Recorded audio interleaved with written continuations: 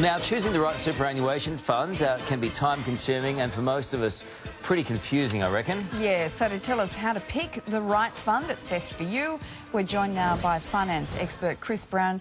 Chris, good morning to you. Good morning, Liz. So, let's start with people in their 20s, starting out in their careers. What should they know about choosing super? Yeah, look, when you're just starting out, a good place to start is just looking at performance, but don't get trapped into looking at single-year performance figures. What you need to do is you need to look at long-term performance, because any super fund can shoot the lights out in a single year.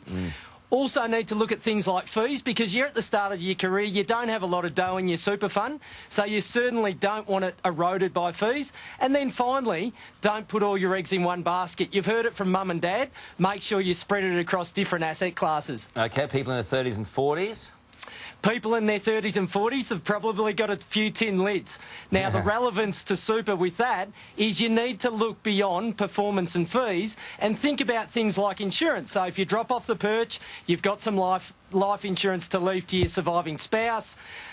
This is also the time where you need to sit down with a financial planner. It's confusing, it's time consuming, so you need someone in your corner to actually guide you through some of these decisions that you need to make in relation to your investment choices. All right, well, moving to people in their 50s and beyond, obviously they're at that point where they're going to be cashing in their super. Yeah. If they want to retire in style, what do they need to know? People nearing retirement might actually find that they've done the hard yards early and they've actually accumulated a heap of money in their super, and they don't need to take the same sort of risk that they were taking about 10 or 20 years ago. So you need to pick a super fund that can let you take some risk off the table, so to speak. So cash and bonds need to be a part of it.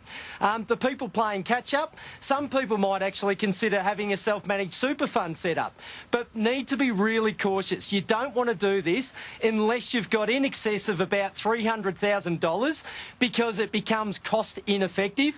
And I also strongly recommend that you find a ripping accountant, dot your I's, cross your T's, because the regulation is really, really strict when it comes to self-managed. Great advice, Chris Brown. Thank you, mate. Great to see you again. Good on you. See you, Carl. See you, Liz. We'll Have a come great up in week. the next hour when Tarzan met Jane, the star of the latest blockbuster.